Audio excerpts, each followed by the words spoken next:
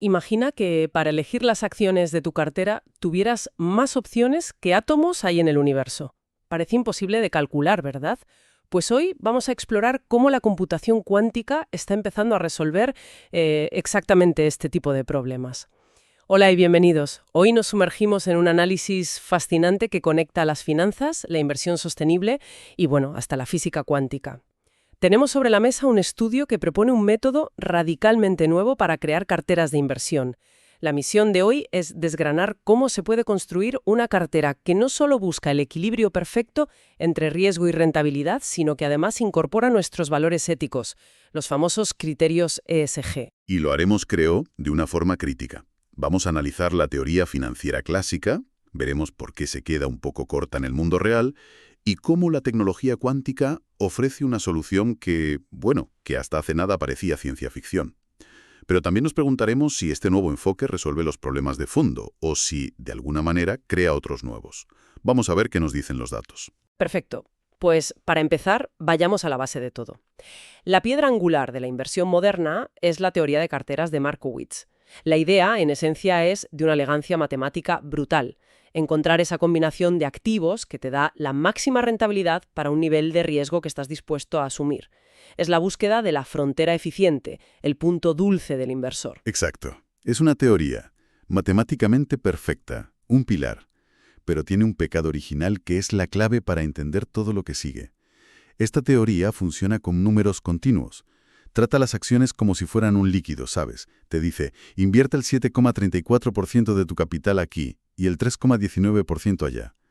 Asume que puedes aplicar esos porcentajes con una precisión infinita. Claro, y ahí es donde la teoría choca con la realidad. No puedes ir a tu broker y pedir 7,34% de una acción. Compras unidades enteras.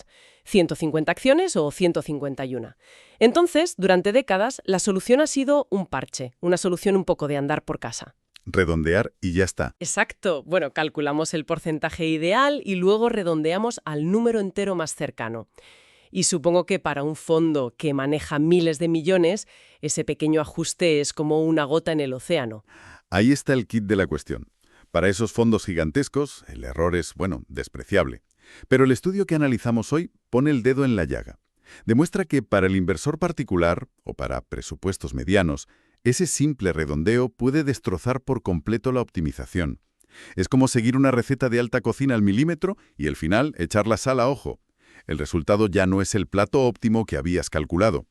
El documento es muy claro. Este método tradicional crea carteras subóptimas. De hecho, el gráfico que presentan es demoledor. La cartera que resulta del redondeo está claramente por debajo de la frontera eficiente. Espera, si el problema central es el redondeo, me surge una duda muy básica. ¿Por qué redondear? No podemos decirle al ordenador que busque la mejor combinación usando solo números enteros desde el principio. O sea, saltarnos el problema. Suena demasiado simple, así que algo se me debe estar escapando. Se te escapa la escala del problema. Es una pregunta totalmente lógica, pero la respuesta es aterradora desde el punto de vista computacional. Es que la cantidad de combinaciones posibles es, y no exagero, astronómica. El artículo da un ejemplo brutal.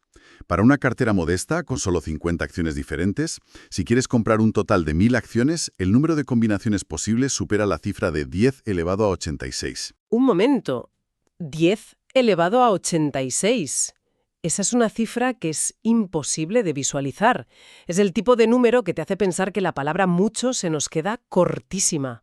Me recuerda a la leyenda del inventor del ajedrez, que pidió un grano de trigo en la primera casilla, 2 en la segunda.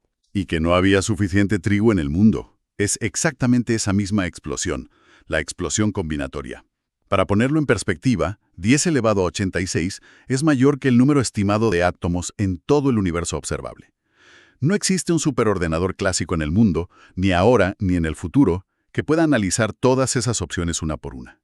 En la jerga informática esto es un problema NP duro. Es computacionalmente inviable. ¿De acuerdo? Entonces, si ni el superordenador más potente del mundo puede, estamos diciendo que el problema es irresoluble.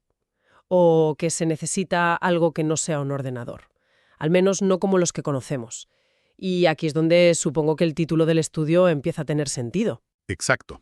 Si la fuerza bruta no funciona, necesitas un atajo increíblemente inteligente.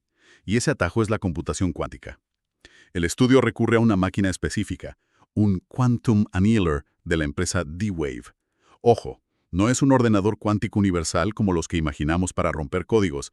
Es una máquina especializada en un tipo de problema, la optimización. Vale, ¿y cómo funciona?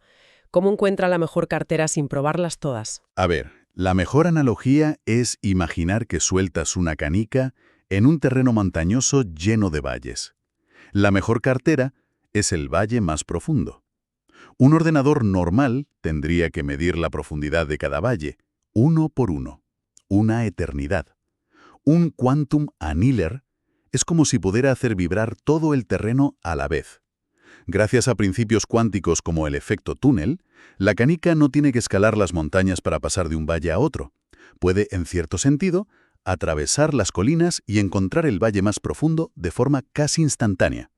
Explora todas las posibilidades simultáneamente. Entendido. Es una herramienta diseñada a medida para este problema, pero antes dijiste que seríamos críticos. ¿Es una varita mágica o tiene sus propios desafíos? Tiene un desafío fundamental, y resolverlo es una de las grandes aportaciones del estudio. Los investigadores descubrieron un matiz crucial. Para que este modelo cuántico hable el mismo idioma que la teoría clásica, hay que ajustar un parámetro clave, el de la aversión al riesgo, el famoso parámetro phi. Descubrieron que este parámetro no podía ser un número fijo. ¿A qué te refieres con que no puede ser fijo? Es como ajustar el zoom de un microscopio. Si usas el mismo nivel de zoom, el mismo phi, para ver una célula que para ver una molécula, la imagen saldrá borrosa. Pues aquí igual. Descubrieron que necesitaban ajustar el zoom del modelo cuántico dependiendo de lo grande que fuera la cartera. Como detallan en su ecuación 11, este parámetro tiene que cambiar en función del número total de acciones.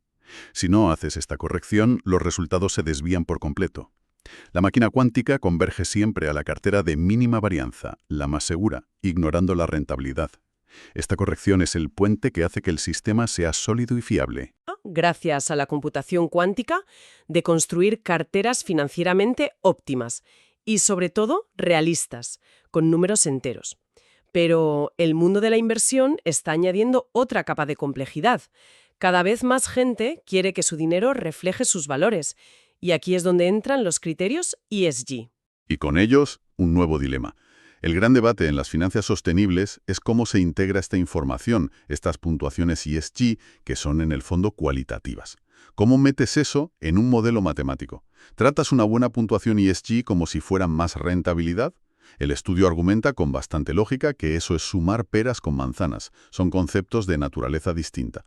¿Cuánto vale en euros un punto de buena gobernanza? Nadie lo sabe. Entonces, el verdadero avance aquí no es tanto matemático, sino conceptual. En lugar de forzar la ética en la misma ecuación que el dinero, que es el problema que nadie sabe resolver, el estudio propone un cambio de perspectiva total. Exactamente. Proponen algo radicalmente diferente. En lugar de mezclar conceptos, deciden medir la distancia que hay entre una cartera cualquiera y una cartera teórica perfecta en términos de ESG. Y para ello usan una herramienta matemática bastante sofisticada llamada distancia de Wasserstein. Esencialmente, es como tener una regla para medir, de forma objetiva, lo verde o socialmente responsable que es una cartera. No es una opinión, es una métrica. Vale, y una vez que tienes esa regla, esa métrica, ¿cómo la usas en la optimización? Y aquí está la parte más elegante del estudio. No modifican la función de utilidad original, la que equilibra riesgo y rentabilidad. La dejan intacta. En su lugar, añaden una nueva restricción al problema. Le dicen al ordenador cuántico, encuentra la mejor cartera posible en términos de riesgo y rentabilidad, pero con una condición más. Una condición ESG. Sí, que su distancia ESG no supere un valor D que yo, el inversor, te voy a dar. Entiendo la idea de ese potenciómetro D, pero ¿no es una simplificación un poco peligrosa? Al final, estás reduciendo toda la complejidad de la ética y la sostenibilidad de una empresa a un solo número, a una distancia. ¿No corremos el riesgo de caer en una nueva forma de greenwashing cuantitativo, donde nos sentimos bien porque cumplimos con un número, pero sin entender realmente lo que hay detrás? Es una crítica muy pertinente. Y la respuesta del estudio, implícitamente, es que este modelo no es una solución ética, sino una herramienta de decisión transparente. No te dice que es bueno o malo. Eso lo decides tú al elegir el valor de D. Lo que hace es darte el control. Transforma una decisión cualitativa y a menudo vaga como quiero invertir de forma ética en un parámetro cuantitativo. Te permite decir, quiero una cartera muy cercana al ideal ESG con una D muy pequeña y acepto las consecuencias financieras. O ser más flexible. Te obliga a confrontar el trade-off de forma explícita. De acuerdo, es un enfoque pragmático, eso hay que reconocerlo.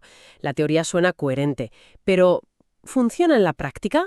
Hablemos de los resultados. El estudio lo pone a prueba con datos reales de acciones del índice europeo Eurostoxx 50. Y efectivamente, lo que hacen es ejecutar el modelo cuántico varias veces, cada vez con una restricción ESG diferente.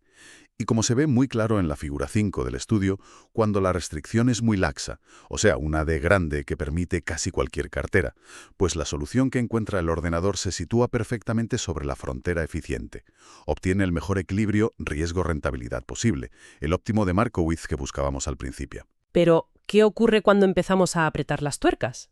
Cuando hacemos esa D cada vez más pequeña, exigiendo una cartera más pura desde el punto de vista ESG. Pues ocurre lo que la lógica dicta, pero que ahora podemos ver y medir con precisión. A medida que se aprieta la restricción ESG, la solución óptima empieza a despegarse de esa frontera financiera. La línea en el gráfico se desplaza hacia abajo y hacia la derecha. Esto significa que para un mismo nivel de riesgo, la rentabilidad que obtienes es menor que la máxima que podrías haber conseguido. Dicho de otro modo, hay un coste financiero, totalmente cuantificable, por ser más sostenible. El estudio incluso detalla el mecanismo. En la figura 6 se ve perfectamente cómo, a medida que la restricción ED se hace más estricta, el algoritmo se ve forzado a cambiar la composición de la cartera. Empieza a vender acciones de empresas con peores puntuaciones ESG y a comprar más de las que tienen mejores puntuaciones, para poder cumplir con esa distancia. Ese reajuste es la causa directa del alejamiento de la frontera óptima. Pero lejos de ser una mala noticia, esto es increíblemente útil, porque, respondiendo a tu crítica anterior sobre el greenwashing, esto da al inversor una visión clara del sacrificio que está haciendo. Ya no es una idea abstracta de invertir éticamente puede que rente un poco menos. Ahora puedes tener un gráfico que te dice, si quieres este nivel de alineación ESG, te costará aproximadamente un 0,5% de rentabilidad anual. Permite tomar decisiones informadas. Y es interesante porque esto también conecta con otras investigaciones. Hay estudios que apuntan a que se pueden construir carteras con muy buenas puntuaciones ESG que siguen estando muy cerca de la frontera óptima. El coste no tiene por qué ser dramático al principio. Pero lo que este modelo demuestra es que, inevitablemente, a partir de cierto punto, cada mejora en ESG tendrá un coste financiero medible y creciente. Muy bien, creo que el recorrido ha sido completo. Vamos a intentar destilar las ideas principales. Por un lado, hemos visto que el método tradicional de crear carteras, el de Markowitz y el redondeo, es un parche con defectos. Y hemos entendido por qué no se puede resolver de forma exacta con ordenadores clásicos. La explosión combinatoria lo hace inviable. Es aquí donde los Quantum Annihilers encuentran un nicho perfecto, una aplicación real. En cuanto a la parte de inversión sostenible, el gran avance del estudio es conceptual. Propone una forma inteligente de incorporar los criterios ESG, no como un ingreso más, sino como una restricción medible, una distancia a un ideal. Es mucho más riguroso, sí. Y finalmente, y quizás lo más importante para quien invierte, esta metodología demuestra que existe un trade-off claro y cuantificable entre la optimización puramente financiera y la alineación con los valores ESG. No hay almuerzo gratis, pero ahora, al menos, sabemos cuánto cuesta el menú sostenible. Para terminar, me gustaría dejar una reflexión final, una idea que el propio estudio menciona de pasada, pero que va más allá de su modelo. Todo este análisis, toda esta optimización cuántica, se basa en datos históricos de rentabilidad y riesgo. Usa el pasado para proyectar el futuro. Sin embargo, la esencia misma de la inversión ESG es una apuesta por un futuro diferente. Es la creencia de que las empresas sostenibles serán, a largo plazo, menos arriesgadas o más rentables. El modelo que hemos discutido hoy no captura esa expectativa, esa visión de futuro. Así que la pregunta final que dejamos en el aire es: ¿qué porción de la rentabilidad óptima de hoy, calculada con los datos de ayer, estamos dispuestos a intercambiar por una cartera que se alinee no solo con nuestros valores, sino con nuestra predicción del mundo de mañana? Con esa reflexión nos despedimos. Gracias por acompañarnos en este análisis a fondo. Hasta la próxima.